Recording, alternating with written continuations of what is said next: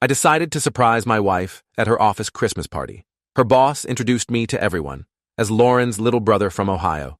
I smiled and played along to see how deep this goes. The company lobby smelled like pine garland and expensive champagne. Geometric snowflakes hung from invisible wires, casting fractured shadows across marble floors polished to mirror shine. I'd driven 4 hours through lake-effect snow to surprise Lauren at Apex Financial's annual Christmas party, her favorite event of the year. She'd been talking about it for weeks, the catered dinner, the awards ceremony, the networking opportunities. I wanted to see her face light up when I walked through those doors. Instead, I watched her boss introduce me as someone I'd never been. "Everyone, this is Lauren's little brother from Ohio," Richard Vance boomed, his hand clamping onto my shoulder with practiced executive warmth. He was maybe 55, silver hair, Rolex that caught the crystal chandelier light. "She's told us so much about you. Engineering school, right? How's Cleveland treating you?" The room of 30 or so people turned to look at me. Co-workers Lauren had mentioned by name, vice presidents she'd worked late nights to impress, the CFO who'd supposedly promised her a promotion. They all smiled with polite interest, waiting for the little brother from Ohio to say something charming. Lauren stood 15 feet away, wine glass frozen halfway to her lips. Her face had gone the color of printer paper. Our eyes met for exactly 2 seconds before she looked away, laughing at something the woman next to her had said. Too loud, too bright, panic dressed up as joy. "Actually," I said, keeping my voice steady, letting my Midwest accent thicken just slightly. "Cleveland's great, cold as hell this time of year, but you know how it is. Thanks for having me, Mr. Vance. Lauren said you wouldn't mind if I crashed the party." "Mind? Not at all. Family's family. Get yourself a drink, meet some people. Your sister's a rock star here. You should be proud." He clapped my shoulder again before moving toward the bar, already scanning the room for his next conversation. I'd been married to Lauren for 6 years, together for 8. We bought our house in Cincinnati 3 years ago, a renovated Victorian in North Side with original hardwood and a backyard garden Lauren never had time to maintain. I knew the exact placement of the scar on her left knee from a childhood bike accident. I knew she hated cilantro, loved true crime podcasts, and always ordered her coffee with oat milk, never almond.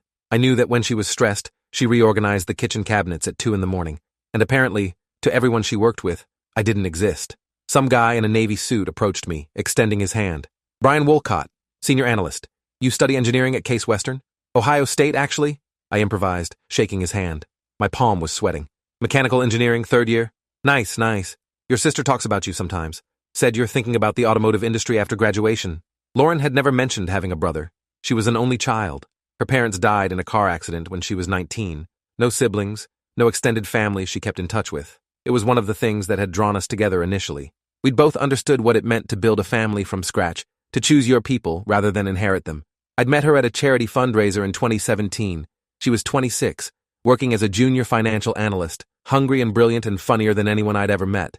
I was 28, managing a small tech startup that eventually failed, but back then I'd still believed in my own potential.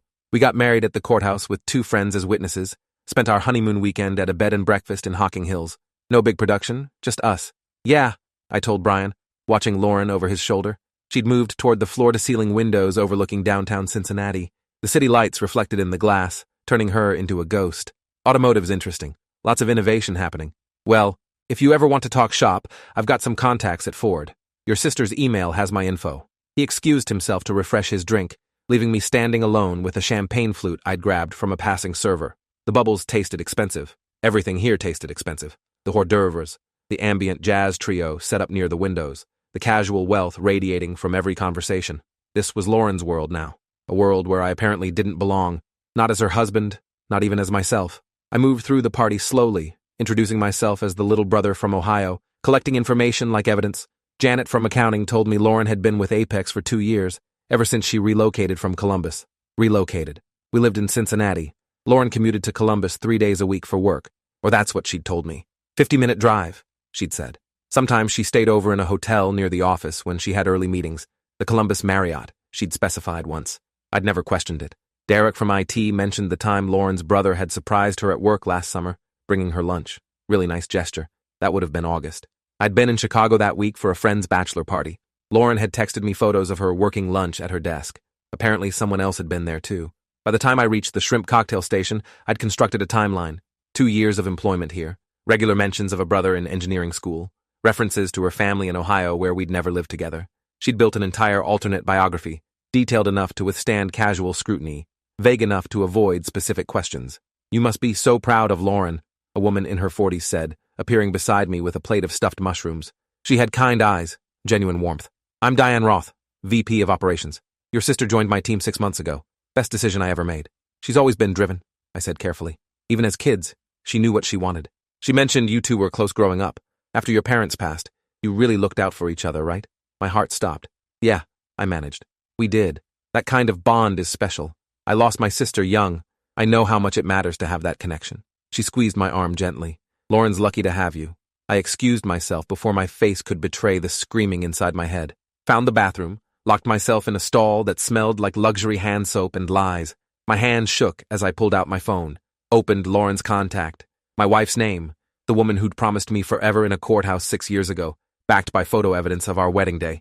I scrolled through our text history. This morning, she'd sent me a photo of her outfit for the party. Black dress, elegant, asking if it looked professional enough. I told her she looked beautiful. She'd sent back a heart emoji. 3 hours ago, she'd texted that the party was starting soon. She'd call me later tonight. Love you. I'd responded with love you too. Have fun. And now I was locked in a bathroom stall at her company's Christmas party, introduced as her fictional brother from a city we'd never lived in together. I took photos, screenshots of our text conversations, our wedding photo, the deed to our house with both our names. Then I cleared my face, washed my hands, and went back to the party. Lauren was near the dessert table, laughing with Richard Vance and 2 other executives. She saw me approaching, and her laugh died mid-sound. Hey sis, I said, letting the word land like a blade. Got a second? Oh, actually, we're just discussing the quarterly reports. It'll be quick. I smiled at the executives. Brother-sister stuff, you know how it is. Richard waved us off good-naturedly. Go. Family comes first. Lauren, we'll finish this Monday. She followed me toward a quieter corner near the coat check, her heels clicking sharp against marble. Up close, I could see the foundation caking slightly around her jawline, the mascara smudged at one corner. She'd been crying earlier, maybe before the party, maybe in anticipation of this exact scenario she'd somehow feared but never prepared for. What are you doing here? Her voice was barely above a whisper. I wanted to surprise my wife at her Christmas party. Nathan, you can't what? Can't exist? Can't be your husband? Because apparently I'm your brother now, which is news to me. Keep your voice down. She glanced around frantically. Nobody was paying attention. The jazz trio had started a rendition of Have Yourself a Merry Little Christmas. Please, just go. I'll explain everything later. Explain now. Explain why everyone here thinks I'm your brother from Ohio. Explain why you've been commuting to Columbus when you apparently work here in Cincinnati. Explain the fucking timeline, Lauren. Her eyes welled up. Real tears this time, not the panicked kind. I was going to tell you. Tell me what? That I never worked in Columbus. That I've been here the whole time. That I... She stopped, bit her lip. That you what? That I needed space. From us. From the marriage. I just needed time to figure things out. The room tilted slightly. The jazz trio's music became distorted, underwater. You needed space, so you invented a fake brother and erased your husband from your professional life. It wasn't like that. When I started here, I just didn't mention being married. It was easier. People make assumptions about married women, about commitment, about availability for travel or promotion. I wanted to prove myself first. So where was I? In this story you told them? I said I was divorced, that it was amicable, that we were still friendly, but I'd moved here for a fresh start. Divorced. She'd killed our marriage in fiction before considering it in reality. And the brother? Richard asked if I had family nearby. I panicked. I said I had a younger brother in Cleveland, engineering student. We were close. It just came out, and then I couldn't take it back without looking like a liar. You are a liar. I know. Her voice cracked. I know, okay? It spiraled.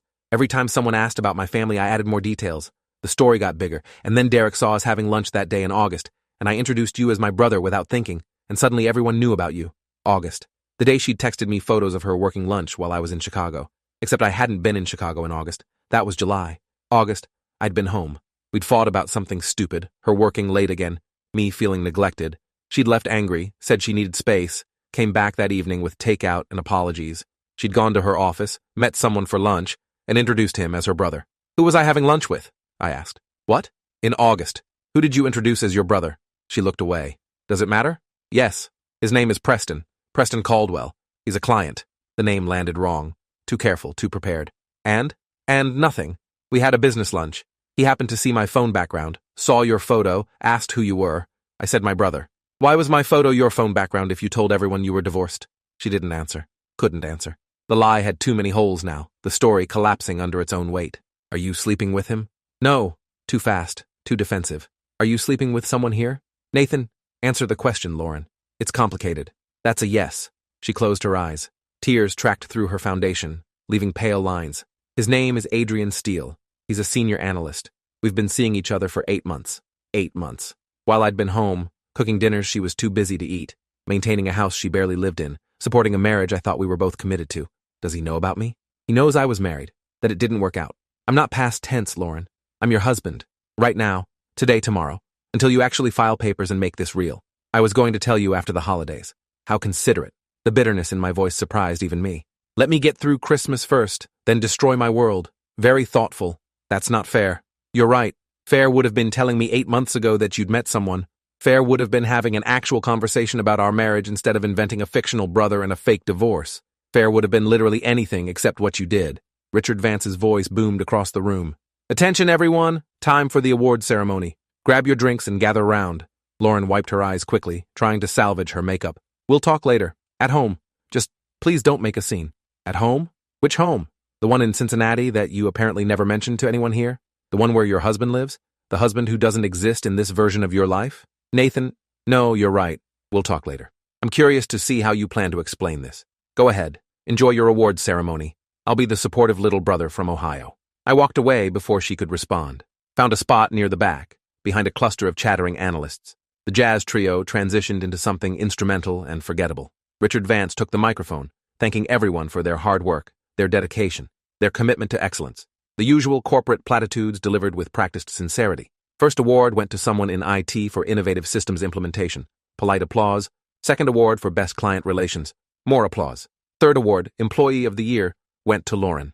The room erupted in cheers. Lauren walked to the front, accepting a crystal trophy from Richard Vance, shaking his hand, smiling that smile I'd fallen in love with 8 years ago. The smile that made her eyes crinkle at the corners, genuine and warm and utterly false. Lauren's been an incredible addition to our team, Richard said, arm around her shoulders like a proud father. Her dedication, her insight, her ability to build client relationships. She's exactly the kind of talent that makes Apex Financial great. Let's hear it for Lauren. The room applauded again. Lauren's eyes found mine across the crowd. I raised my champagne glass in mock salute.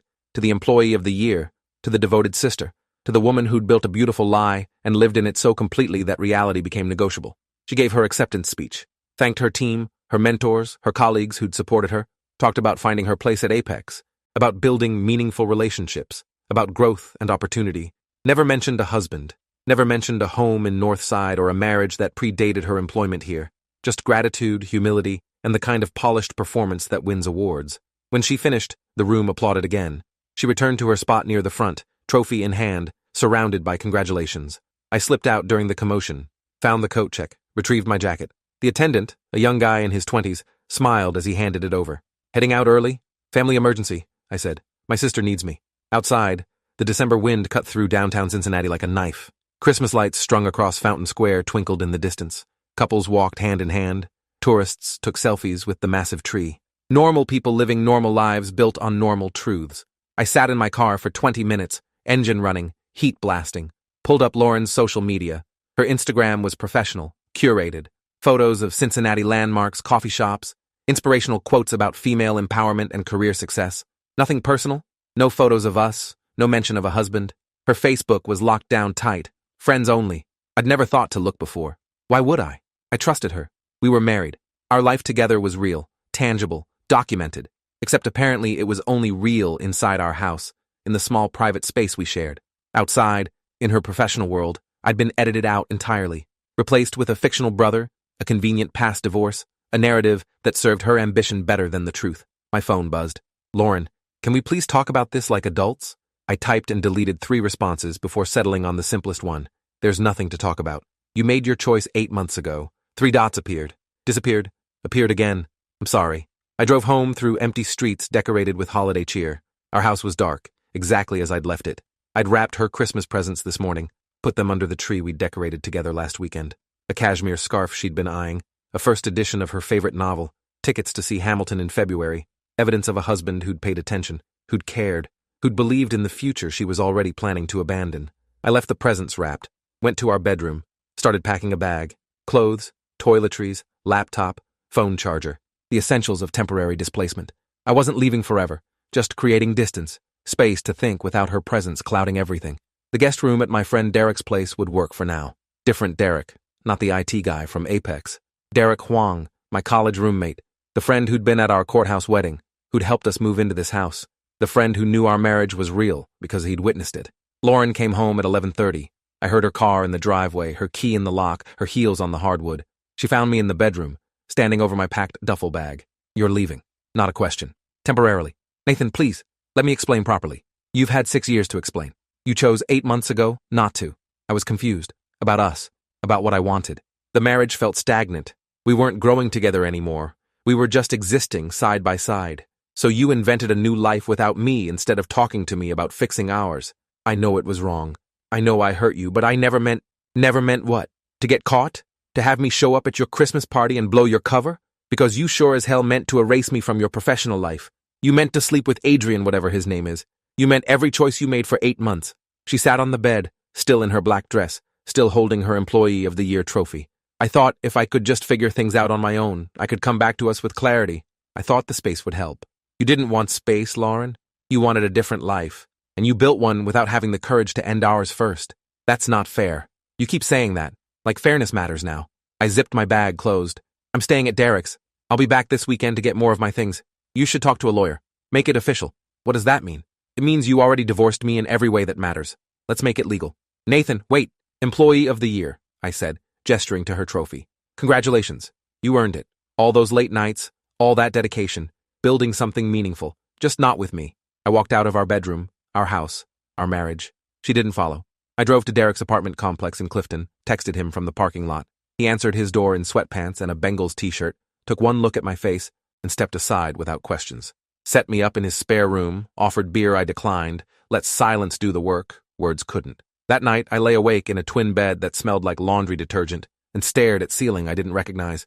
Tried to pinpoint when my marriage had died, when Lauren had stopped seeing me as her husband and started seeing me as an obstacle, when the woman I'd loved had decided building a fictional brother was easier than being honest with her actual partner. The weekend passed in a blur of text messages I didn't answer. Lauren's apologies evolved from desperate to angry to resigned. By Sunday evening, she'd stopped texting entirely.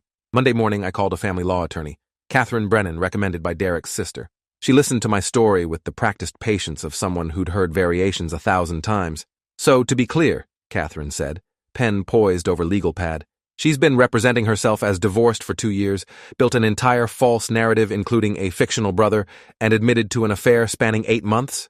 Correct.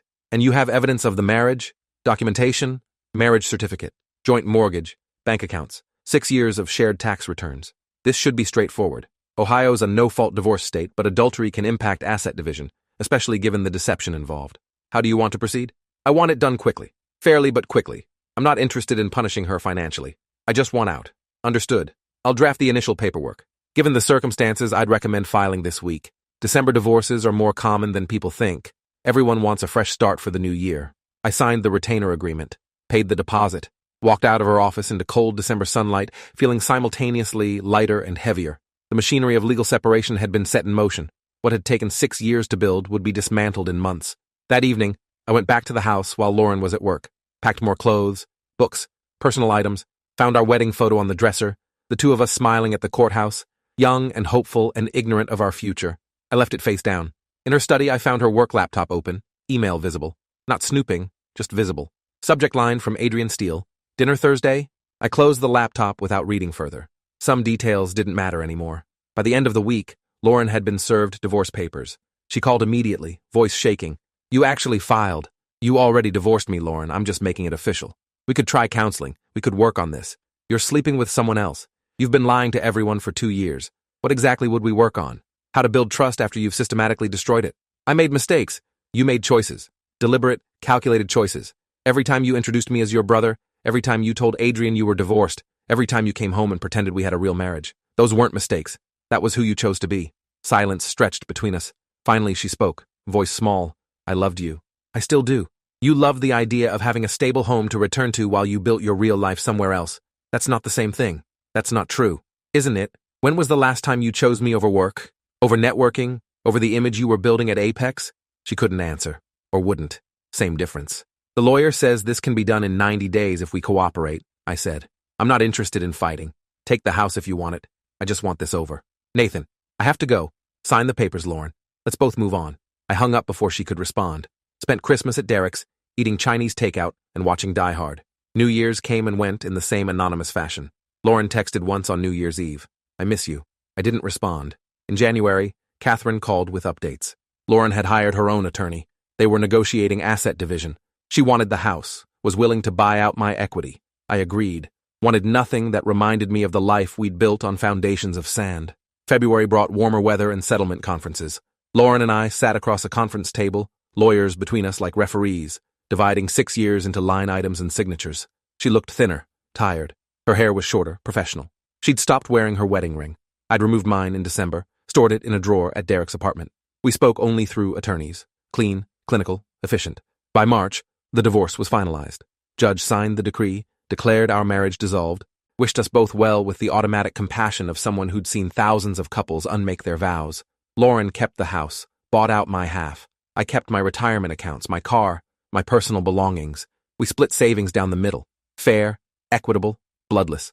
I moved into my own apartment in April. 1 bedroom in Mount Adams, exposed brick view of the river. Started dating again in May. Nothing serious, just testing whether I could still trust someone, still believe in the possibility of honest connection. Slowly, cautiously, the answer became yes. I never went back to Apex Financial. Never saw Lauren's co-workers again. Never learned what story she told them about her brother from Ohio who disappeared. Whether she admitted the truth or built another lie. I didn't care anymore. In June, I ran into Diane Roth at a coffee shop downtown. She recognized me immediately, face lighting up.